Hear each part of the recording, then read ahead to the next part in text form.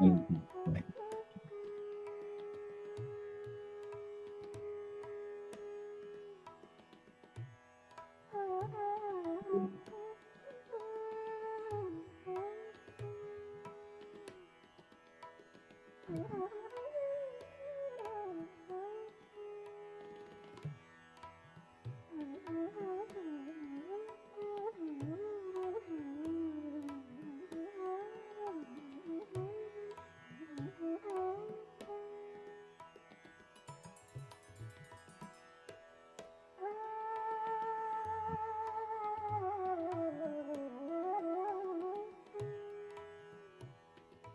Yeah, what color? Yeah,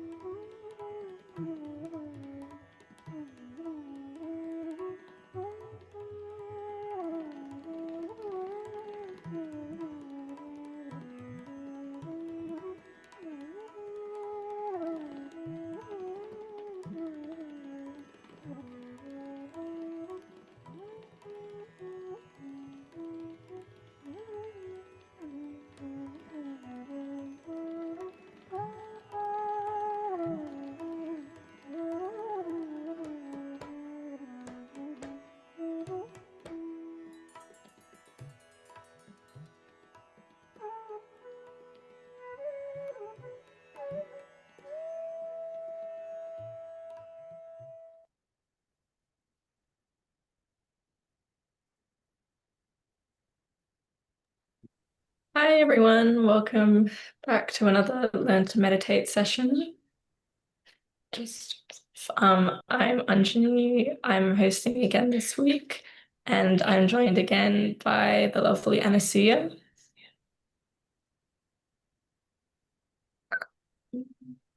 So for today's topic, we are talking about the title of the speech that we'll be talking about is When Seeking Enters Your Consciousness. So I don't know if from listening to the speech before, Alice, if you had any initial thoughts that you wanted to share or any things that you thought were interesting. Yeah, I found like something that really stood out to me was just that she was talking about like how it should be a bit effortless, like when you find meditation, when you do the whole process of realization, like it's not something you're trying to force. And I guess that comes with seeking. You're looking for something more. And when you find this, it's not something that's hard. It's something that's really like intrinsic to you. Yeah, was there anything? Yeah. Yeah. That was definitely something I felt in the talk where um, Mother spoke about there's so many books that people have written maybe to get you to pay for knowledge about what the Kundalini is, or there's lots of other gurus that also try and teach you about these kinds of things. Um, and they make it sound like it's a really complicated process to feel peaceful, like, and even today's culture makes us feel that way. Like we have to do so many different things to be at peace with ourselves. And when you realize like Saj yoga meditation and getting your self-realization, you see that it's such an easy process. Another thing that I thought that was really interesting in the speech was even just this process of seeking. So I don't know if you could explain what seeking is, and maybe what that means to you. Yeah. I feel like seeking is really so like it's kind of multidimensional, like everyone has like all of these different experiences, but I think like probably the common ground is that that there's something more to life than what you're currently experiencing. And I think that's like the basis of it. It's like you understand that like maybe you realize like the materiality of the world or something like that. And it's like you understand that there's that level beyond, yeah, the materialism or like, anything. You realize it's all just kind of a bit basic and that there's something more. So, yeah. Yeah, it reminded me of this conversation that I had with my dad once. So my dad's Indian and he spoke about this thing called gada, which is the idea that everyone is seeking in life. And you can kind of see that like everyone wants something, and whether that seeking is oriented towards money. Some people's ultimate goal in life is money. For some people, it's family. For some people, it might be social metrics by which they're trying to align themselves in terms of what their goals are. And this idea that all of those different things are like layers of seeking, and what really you're trying to do um, is seek this knowledge of being the spirit and seek that peace. And so everyone seeking is kind of oriented towards that, but they go through it in different ways. Maybe, because people want lots of money to eventually be happy. But actually, when you realize the true happiness and the true joy doesn't come from any of these external metrics, it actually comes from something that's within yourself and something really accessible to you. Yeah. Yeah. No, that's true for sure. I think also like we'll hear about it in the speech, but it's also she brought up the topic of the Kundalini, which she'll of course go into more detail about, but it's kind of like you realize that everyone has this internal energy, this power, this guiding energy. And like, everyone's at different stages. And once you realize that, you're not looking for like the wealth or the social status, you're looking for something that's a lot more internal. And then you reach that understanding of the Kundalini. Yeah. And then actually sometimes I find it difficult then to like remind myself that I still need to an extent, care about those other things because I need to have a life. So, one day I'll wake up and I'll be like, I just actually would really like to enjoy the world today, but no, I have to work and go to uni and study and those kinds of things. So it's interesting. And it's interesting that we use a lot of these terms for that feeling like Kundalini and energy and all of those types of things. Um, but also, I think there are ways that we can probably identify it normally in our everyday life, like that sixth sense kind of thing or intuition, that voice inside you that is guiding you. Um, it's, sometimes that when we talk about the Kundalini, it can feel like this woo spiritual knowledge kind of thing, but it is something that actually it's very grounded in reality. It's something that is really present with us. Yeah, for sure. That's yeah. Yeah. Um, Okay, so with that conversation, what we might do is get ready to listen to the speech and thinking about that idea also of seeking not being a passive thing, but if you want to achieve something in any ways, you always have to think about it actively. And so you're seeking as well in your daily life, becoming active. And one of the great ways to do that is to listen to mother speeches, which of course we play here once a week during these sessions, but are also available online if people ever want to get some of that knowledge during the week as well. So if we could get the speech ready to play, that would be great.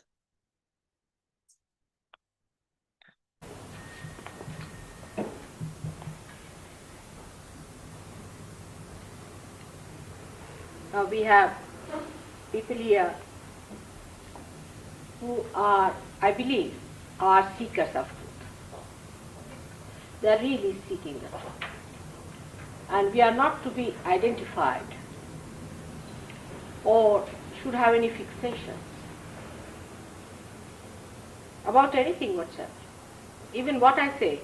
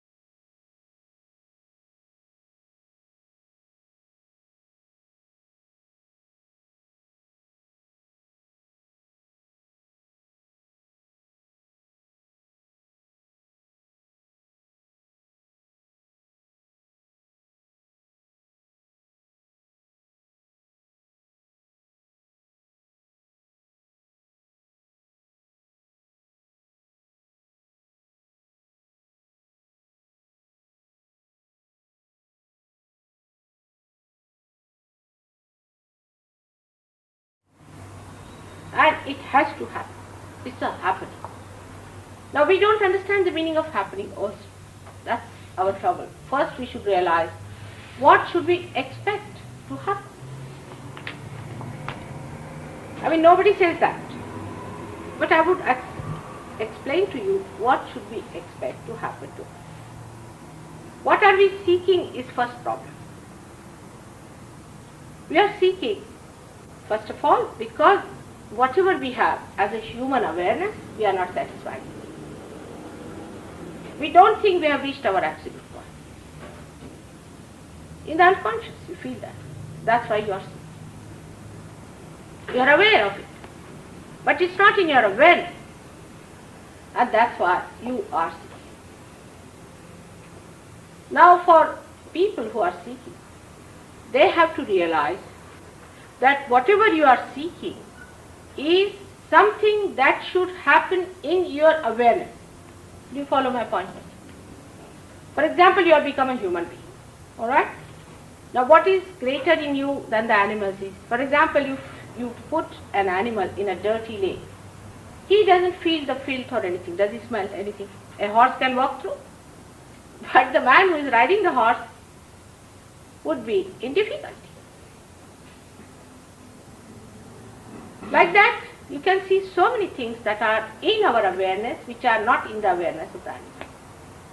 Now, if you have to become a higher personality, something has to happen in our awareness.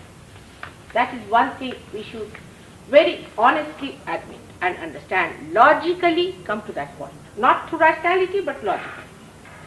That whatever has to happen to us has to happen in our awareness. This is the first point we should fix. Now supposing if it is the breakthrough into our new awareness, or we can say if it is evolutionary process, it has to be a living process. Anything that is living does not require any effort. For example, see, a flower has to become a fruit. What effort do we put in? We have become human beings from monkeys. What effort did we put in? Does any human being remember that he has put in any effort to cut his tail or anything? No effort was put in. I mean, it's difficult to accept that no effort is needed for living things. Whatever we do is a dead work. For example, a tree dies, all right, we make a nice furniture, oh, we've done a great job. But dead to the dead. We can't convert one flower into a fruit. Face it, is a fact. Just face it as it is, with a complete open mind. Alright, so you cannot put in any effort. Now the another ridiculous thing is you cannot pay for it. I mean, the most ridiculous thing is to pay for it. But I don't know how to explain it. I mean, how can you pay? How much do you pay to a seed which sprouts in the Mother Earth? Do you pay to the Mother Earth for that? I mean, God doesn't understand money. This is your job. How can you pay for it? Now, what should happen to your awareness? The awareness should become collectively conscious, is becoming, is actualization, should become, is the becoming, that you should become collectively conscious. Now, it is said that there is all-pervading power, there is power of love. Everybody talks of love. I mean, God is love. Talking is all that. You are my brother, you are my sister, we are brothers and sisters. All talks are there, I mean, big organization. We hug each other, oh, you are my brother. It's not. Just now there's a barrier. You are still an eggshell. This has not yet happened to you. It's a happening by which you become collectively conscious. And once you become your spirit, you should feel this all-pervading power around you. If this cannot happen to you, it's not self-realization, it is not spiritual, it has nothing to do with spirit, it might be some sort of a spirit in you that is dead. You have to become your master. For example, you are sitting in the chair. I have seen many people who come to my program, they start just jumping in the chair. There was a fellow who was sitting on the ground with both the feet towards me. And his boys went and told that you can't put your feet towards mother. He said, no, I have to, because if I sit cross-legged, I start jumping like a frog. He brought a book to show that his guru has written this book saying that once you get to your awakening, you start jumping like a frog. Now, are you going to become frogs or earthworms? I mean, come to the logical decision. I mean, do not cheat yourself. You are seekers. My concern is you are seekers not of today but of ancient times. And do not be identified and fixed with ideas which are being in your head, being brainwashed. Try to understand. You are not going to become a frog or a jumping board. People start jumping. You are out of your control. You are just jumping like mad. This is hypnosis. Simple hypnosis. How much does it take for you to jump? Anybody can jump. Anybody can run. Whatever you can do is not divine, because that's human. You know that. Alright? So we come to the point that divine has to be something living. Living, and if it has to be living, something has to happen within ourselves. Now, as everybody has said, you are to be born again. You are to be born again. Alright, so there are people you will find, they'll just say we are born again. It's self-certification. There's no honesty about it. Oh, we have found it. What did you find? We are born again. Sometimes I don't understand. How can you live with dishonesty to yourself? At least you should be honest to yourself. If not to anybody else. It's a very little respect you can pay to yourself. To be honest. That you are not born again just by saying that I am born again. It's wrong. Absolutely wrong. It's falsehood. And then you become fanatic about it. And you don't want to believe into anything else. You think you are born again. It's not true. It's not true. What others have to say? Let's see. Great people like Kabira, great people like Adi Shankaracharya, great people like Khalil Gibran, all these people who are really great people, Lao Tse, Zayd, anyone, that your awareness get transformed, you get a transformation. Transformation doesn't mean that you are sitting like a normal person, you start jumping like a madman. It doesn't mean that you don't become mad. That's one thing one should know. You pay money to become mad. The other day, I was traveling by plane, and I saw a gentleman, poor thing, sitting just in front of me. It was going on like this, like that, like that. And he must have paid 3,000 pounds to get to that. He couldn't sit for 1 minute quiet. All his body was going into different, horrible. All his chakras were caught up. So one must know that when you get realization, you become the master of the situation. You have to be the master yourself. Be honest. You are seekers. You are not yet contractors of any organization or any person whatsoever. Be honest. You are seeker. Even if you don't seek today, you will seek tomorrow. But you may be ruined much more.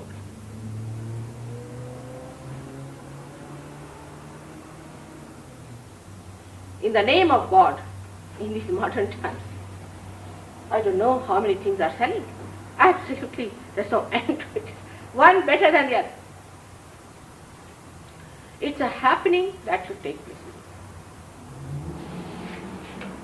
Now, what is the happening? The happening is that within you resides this power known as Kundalini. When I say the word Kundalini also, I have to warn you. Because so many books I have seen written, such big books on Kundalini, all absurd, fake, false, useless.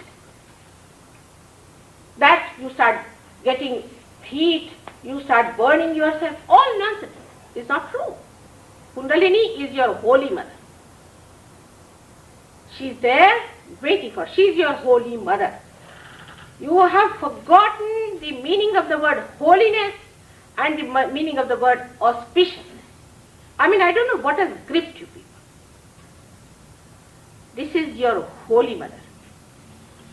And that is the desire, the holy desire, the power of desire within every human being to become one with the divine. Is that desire, is that power within all of us resides, and that's why we see.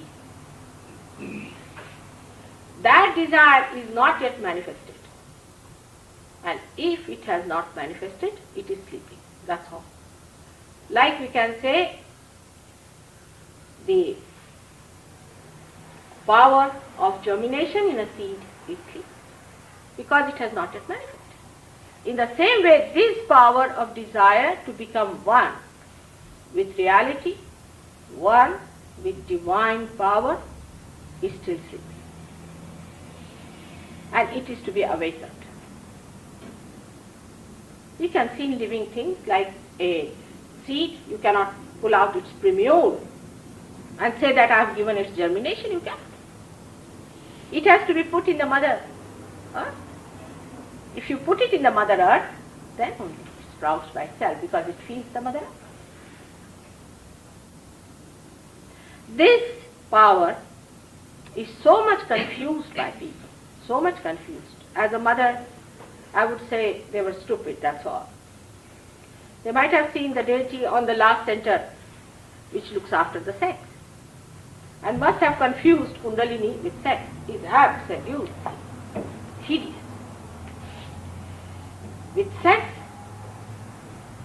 if you have to get your realization, then animals would get it faster than you. Sex has nothing to do with God. It's your own private thing. It's on your sacred relationships. Of course, it has something to do, because it's the first center there, which is the center of innocence, is placed in that excretion power, where you excrete everything. It's the pelvic plexus it looks after. and is the power of your innocence, because innocence is so powerful, it's so holy that it doesn't catch anything from anything. So is the power of your innocence placed there. It doesn't understand. A child doesn't understand. A child doesn't understand sex. It's a child God is placed there. The deity is a child God. And that child God, all of us have got that innocence in us. And that innocence looks after the mother, that is your Kundalini. It wants it. If you try to play any tricks with these nonsensical ideas of having sex with your holy mother, imagine, to say that is also blasphemous, is also sinful. Even to say that, I can tell you. But what to do in this West, I have to say, because you are all reduced to your sex point.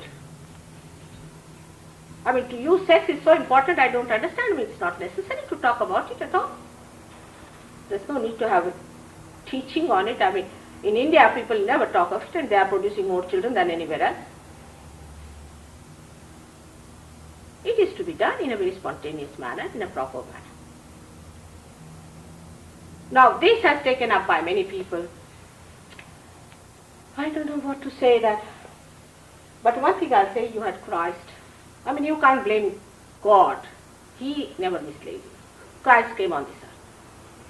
He very openly said that it is said that thou shalt not commit adultery. But I say thou shalt not have adulterous eyes. To that limit here. Can you imagine? And we have just forgotten all these guidance and these blessings that came to us. And we are taking to these people who are giving us ideas, working on our weaknesses. By realization, you don't become a weak person, you become strength yourself. You become a powerful personality.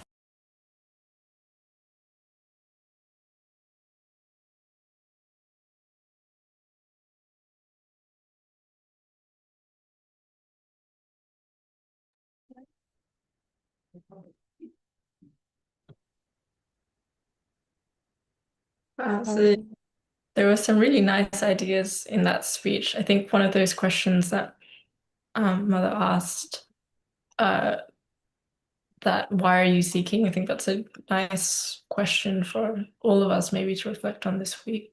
What are we seeking? Why are we seeking it? And then maybe how our innocence, the power of our innocence, can help us find that answer. But so now we'll start moving to the meditation portion of the program, and Anasuya will lead us through the self-realization meditation. So go for it. So we'll just go through the process. I think many of you might have already done it before. But before we start, we'll just get comfortable, sit down on a chair on the ground. We'll take a few deep breaths.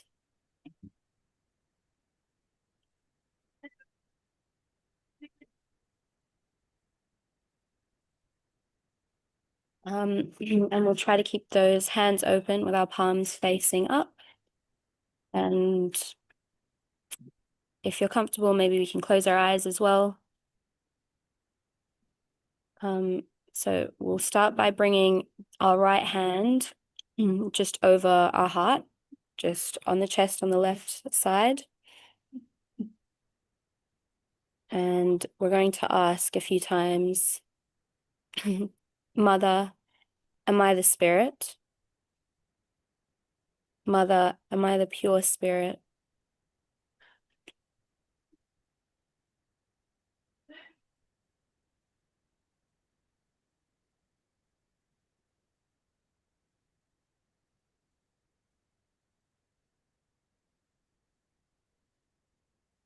Mother, am I the pure spirit?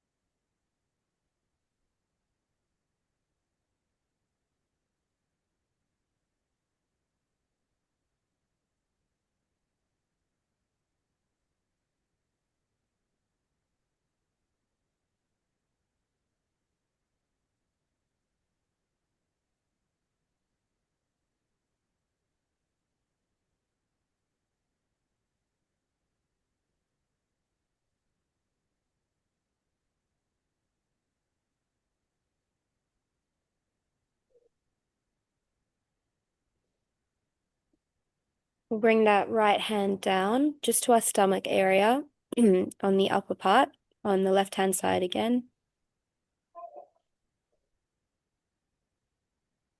And here we're going to ask, Mother, am I my own master?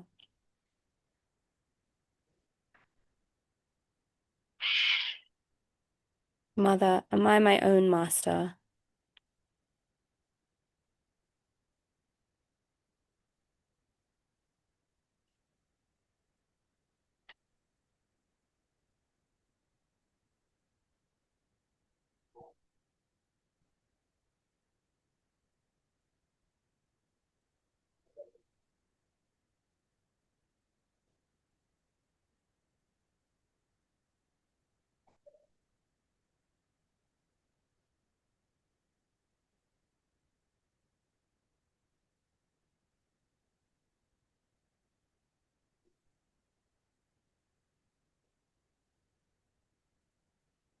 I'm going to bring that hand lower, so onto the lower part of the stomach on the left-hand side.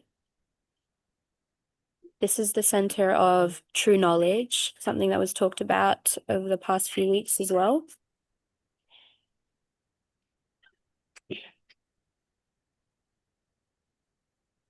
And here we're just going to say a few times, Mother, I am the pure knowledge.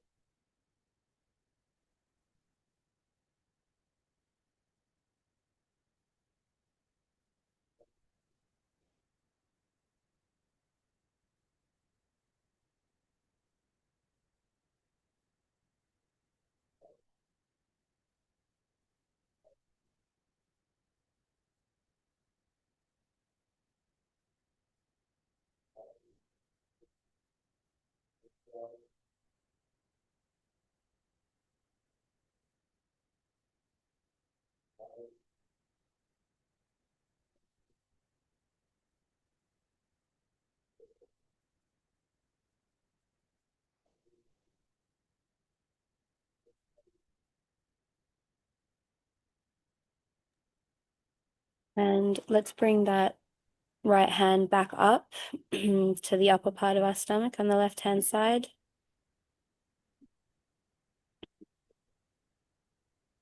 And now we're going to say, Mother, I am my own master. Mother, I am my own guru.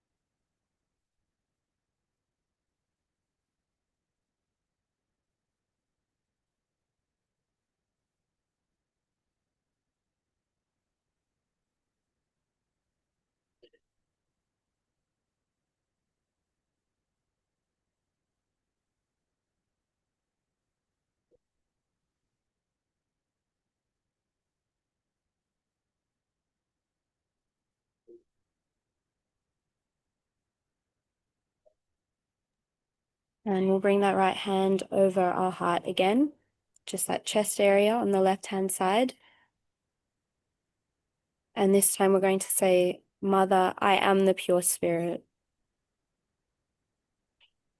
This is the center where we separate from our material selves. So we are just the spirit. Mother, I am the spirit.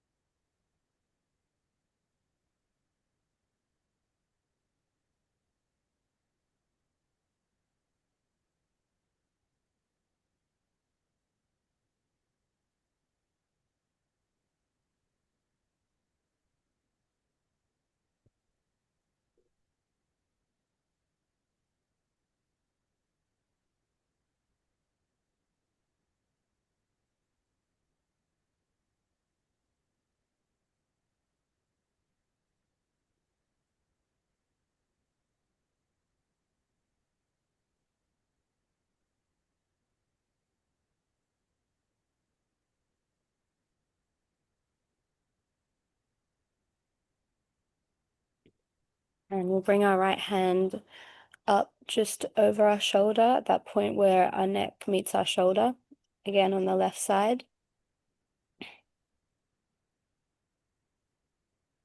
And here we're going to say, Mother, I am not guilty. This is the point where we separate from our actions and our reactions. So we can repeat this as many times. Mother, I am not guilty.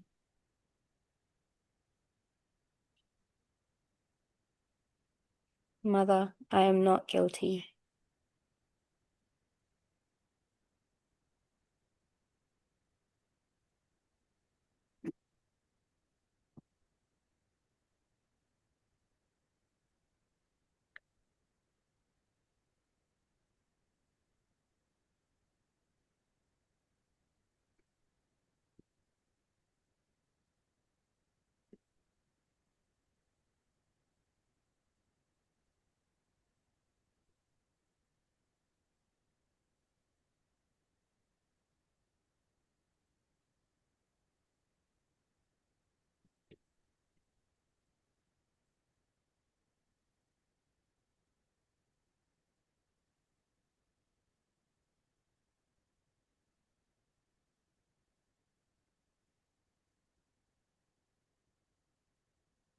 And we'll bring that right hand up onto our forehead.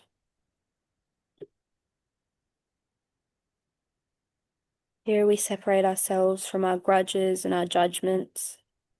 And we're just going to say, Mother, I forgive everyone. Mother, I forgive everyone.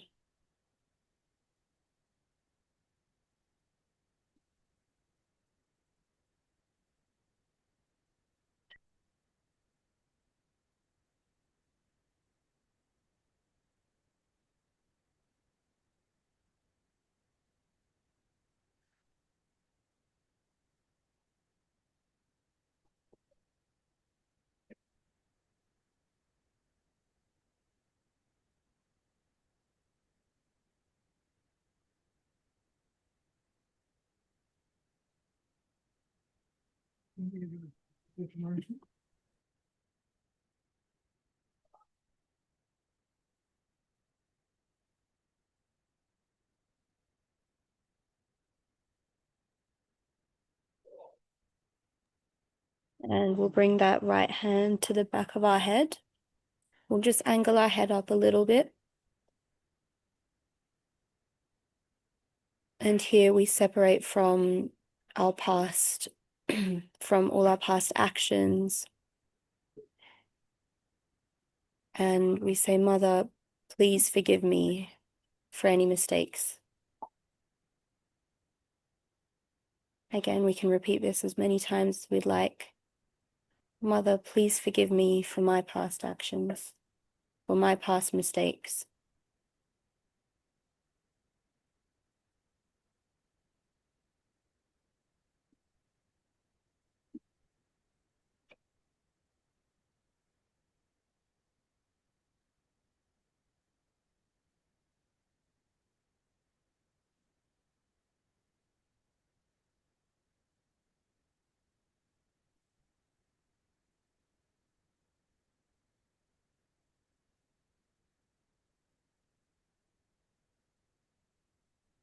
And now we'll just bring that right hand onto the top of our head. Just onto the fontanel bone area, which is that soft spot as a kid.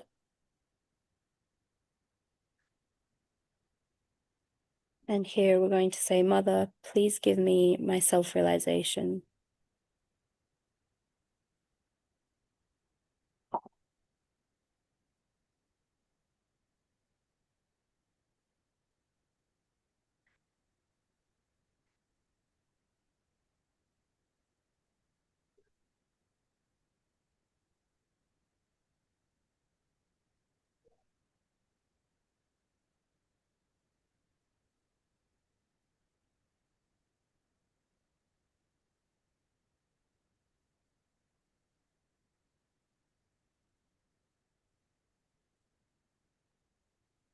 Mother, please give me my self-realization.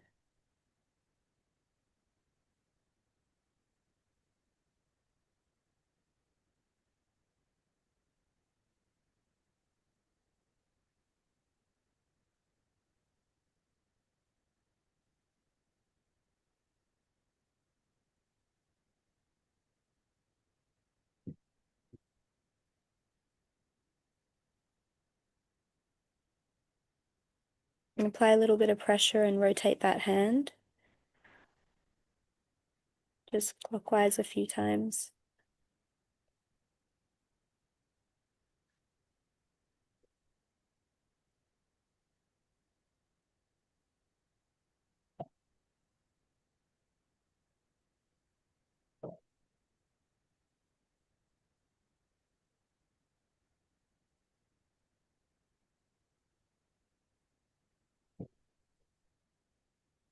And now we'll just lift that hand just a little bit above that point and just observe what we feel.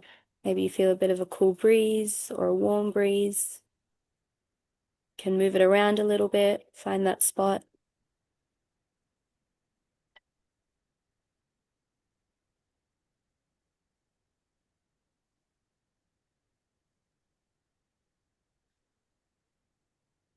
And maybe we can try with the left hand now.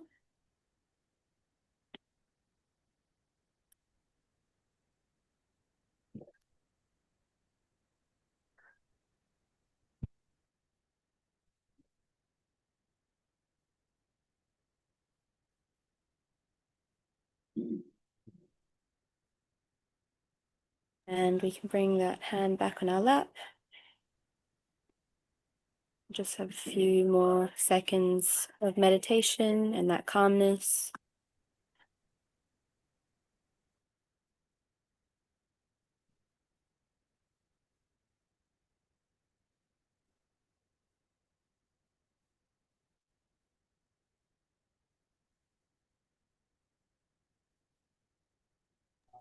And now Anjani will take us just through a small meditation just to finish off. Yep, so we'll start by putting both of our hands towards the ground. So in the talk today, Mother spoke about the earth, and she used it and seeds as a metaphor for how we grow as well. So we'll use that earth element as well in our meditation today. So it's the element that also corresponds with our first chakra, or the first energy center, which is where the innocence is as well. So we'll start by asking the earth element, please take away any negativity within me, any negative energy, any impure thoughts that I may have, any impure actions that I have done or that I will do.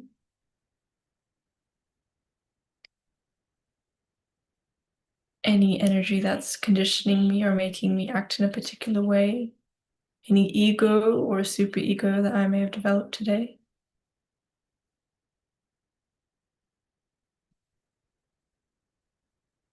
Please take these impurities away from me so that I may be able to be my true self,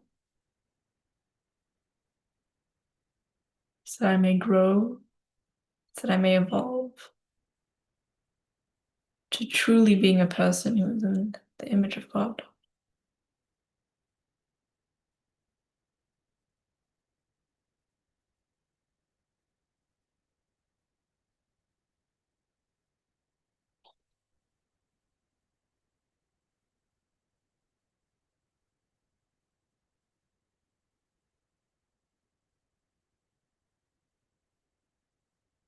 And put our hands back on our lap.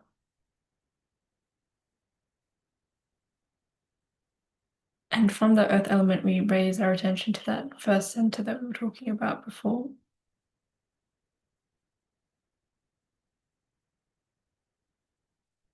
And from there, we raise the attention slowly to the sacrum bone area. So again, in the talk, Mother was talking about this is where the Kundalini is. So we've done our self-realization meditation. And, we've awakened our Kundalini, but now in this meditation, what we'll do is we'll focus on bringing our Kundalini to the top of our head.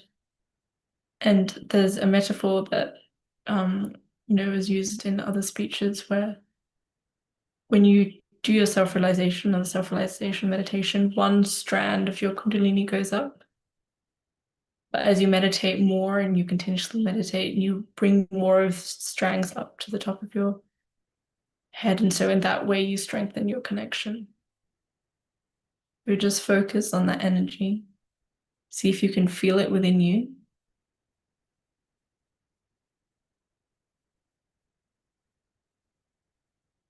You may want to imagine it as a golden thread that's in a spiral.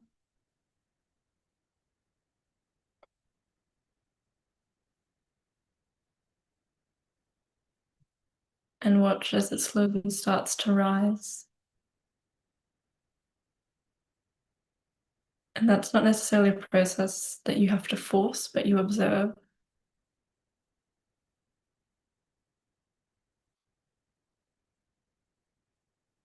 And you can focus on your spine and on the different centers within your spine. You have one in the lower stomach and that upper abdomen area as well. The chest, in the neck, and then the forehead, and finally on the top of your head.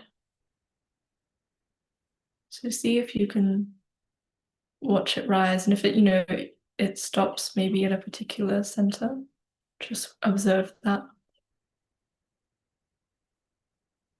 And keep your attention really attached to your Kundalini, to that energy.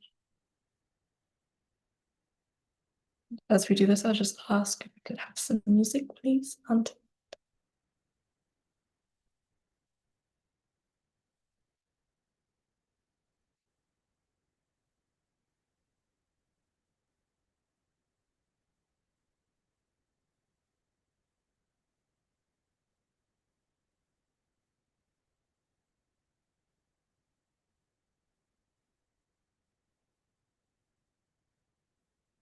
And keep that attention within.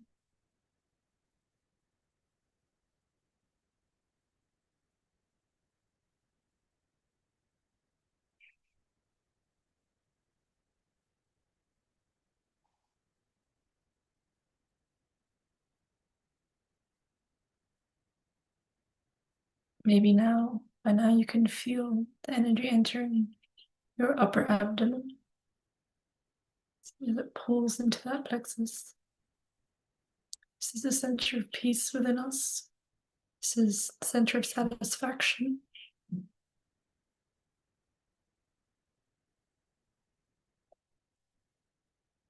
Particularly of material satisfaction.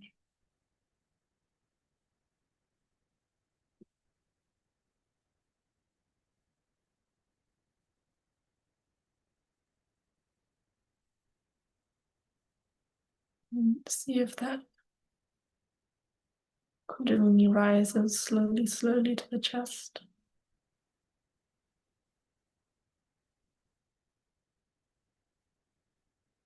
If you can feel an opening in your heart, maybe a lightness, or some of the weight, any pressure or stress that you may be carrying during the day.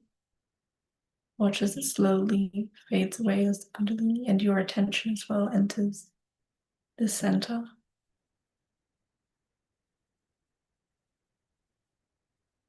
The element for this center is air, so you may want to take a deep breath in. Hold it.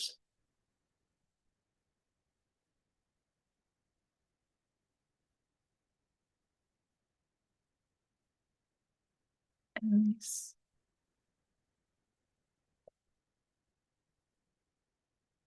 You may want to do that a few times.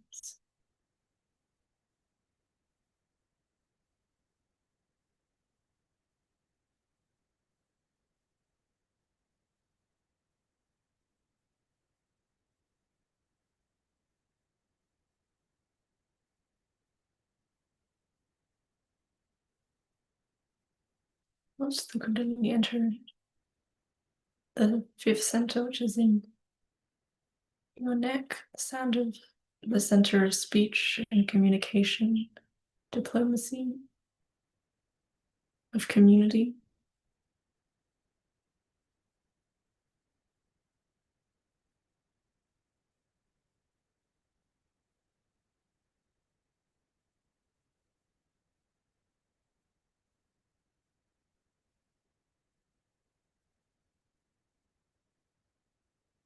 And it rises up into the center where your forehead is. And this is a very complex center. All your mental activity, your thinking. See if you can watch it start to really slow as your attention completely focuses only on yourself and on your Kundalini. You can stop thinking about whatever wrong things you may have done or what wrong things other people may have done.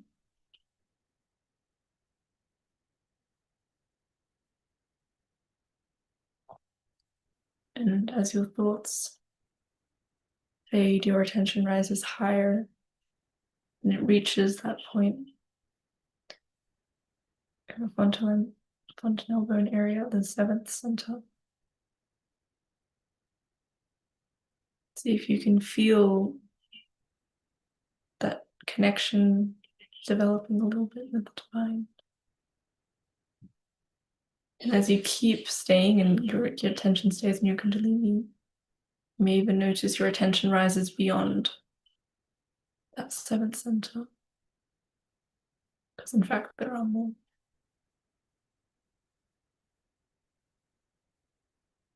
And as you reach that point, you can really feel this truth that you are the spirit. You're separate from your body and your mind. You are connected with the divine.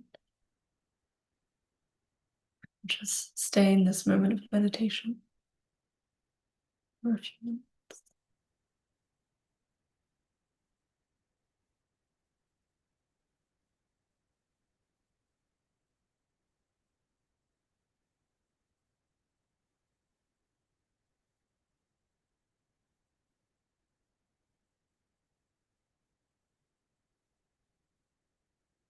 You may even feel the results of this washing down regime. Cool on your hands, the lightening in your body.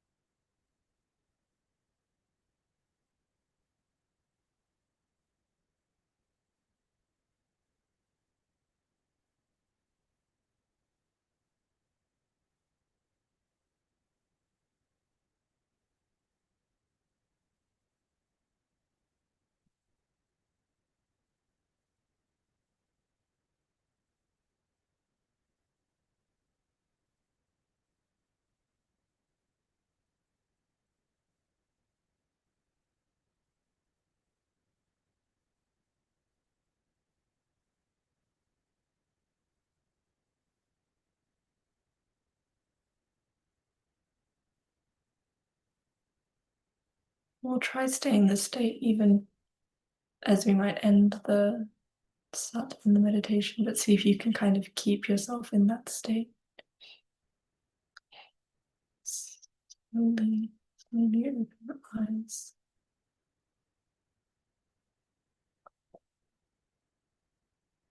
And then that's the real goal, really, is to be able to maintain that state throughout whatever you're doing.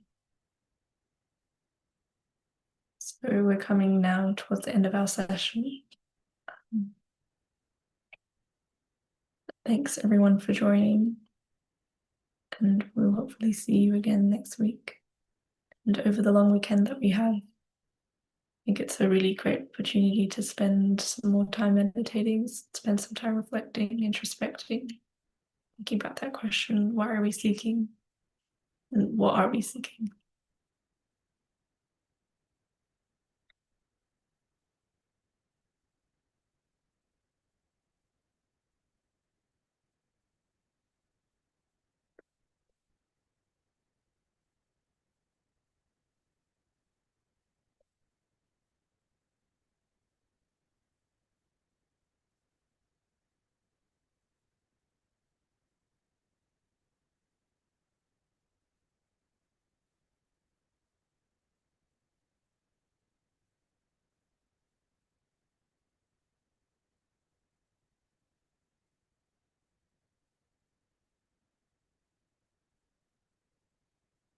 So unless anyone has any questions that they want to ask, and stay back. I guess we'll end the session here today.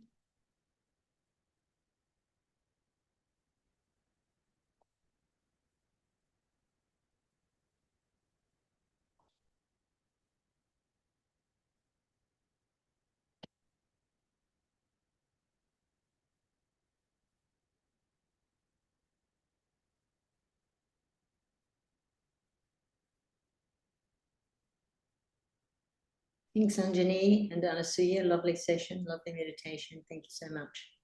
Thanks, Auntie. Good night, everyone.